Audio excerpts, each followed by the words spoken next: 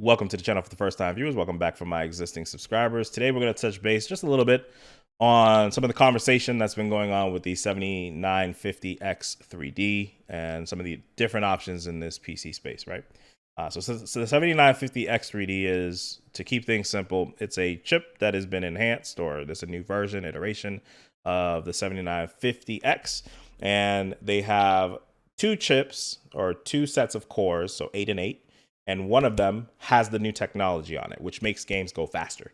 The problem and the conversation that everybody's been having is that the chip that makes the games go faster is not always working as intended. So sometimes a game will say, hey, I want to use this chip instead of the one that makes it go faster. And then you get less performance, right? Because the clock speed, the speed that the chip is going is a little lower than if you didn't have the other part. And so that could be very strange.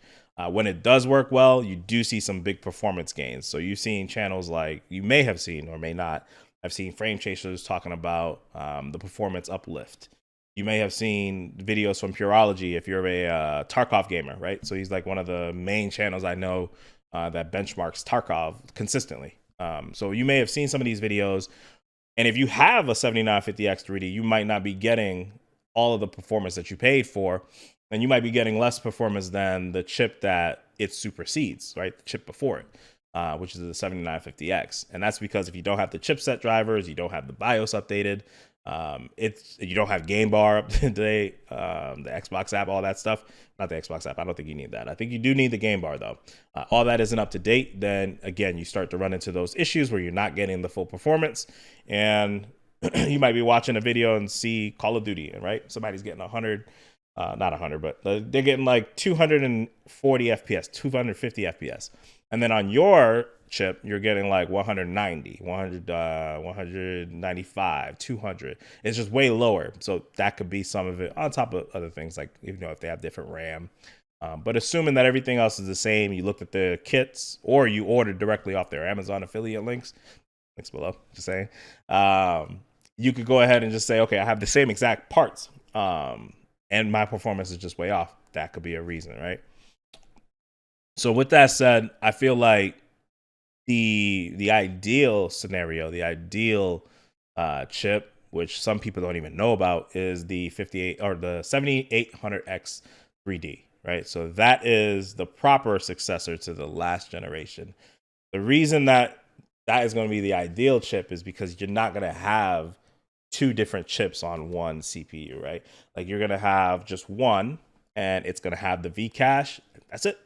So when you launch a game, it's just going to work. So it doesn't have to say, hey, this game would prefer the CPU running faster. Let me go to that side. This game would prefer more cache. Let me go to that side. So it's just going to be one chip with everything together. And if you're not really big into productivity, that would be something that, again, would be ideal, right? Like, if you just want to play games, that's going to be a perfect one. It's 8 cores, 16 threads, should be able to handle most games. And with that extra cache, it's going to be able to punch above its weight, you know, for, well, I mean, even the last generation one, the 5800X 3D, on games that prefer cache, is still competitive with everything that came out.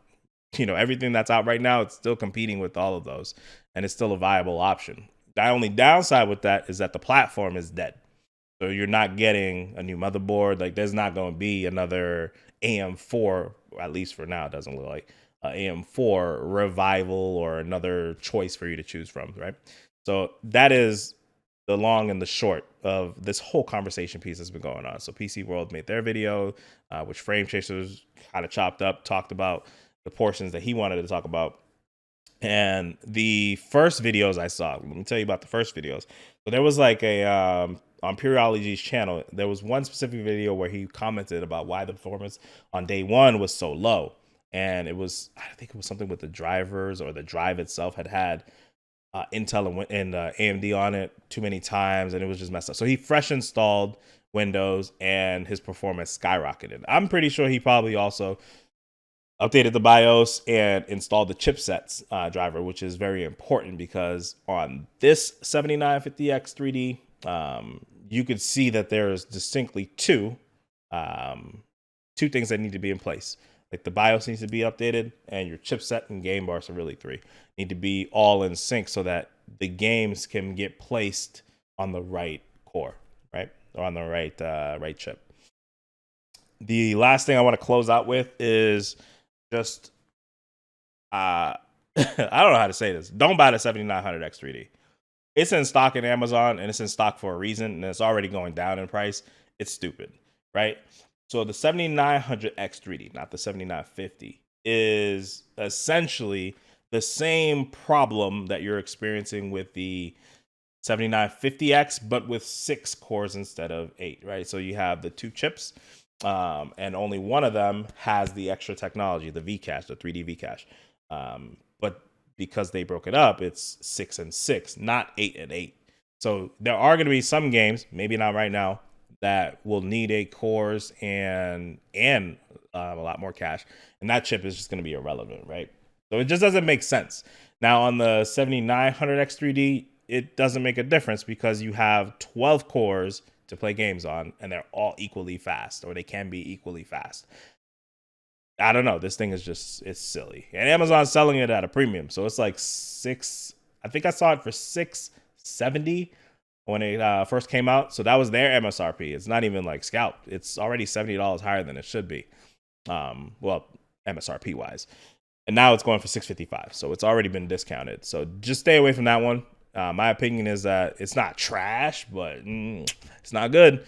So it's somewhere in the middle because it's still going to be really fast. But I feel like it's just the weird concession that you're going to be making, right? It's kind of like if you bought a 4080 for, I'll give you an example, but this might not be the best example. But if you had like a base model, not the Strix, but a base model 4080, and it was $100 less than the 4090. Why are you doing that? Wait, or go buy a scalp 4090. You know what I mean? You already crossed the threshold where you're spending a ton of money. Like, why are you now considering saving, like, at this point, $30? It's I don't know. It's hard to justify, especially given the concessions that you're making. You're losing 2 physical cores that have Vcache. You're losing 4 overall cores. So even if you are getting it for productivity, why not just get the regular 7950X? For 5. I think I've seen it for like $560, right? And they're giving away motherboards, they're giving away RAM. So I don't know, man. That's everybody spends their money their own way. So maybe that literally is the top of your budget, and you want a 3D V-cache chip, and you don't want to wait.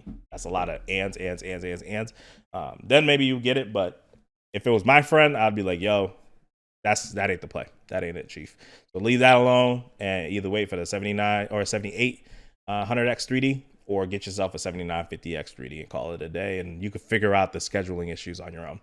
All right, that's all I got. I will catch y'all on the flip. Let me know your thoughts on the 7950X 3D if you've watched some benchmarks, and we'll have a conversation in the comments. All right, catch you on the flip. Easy.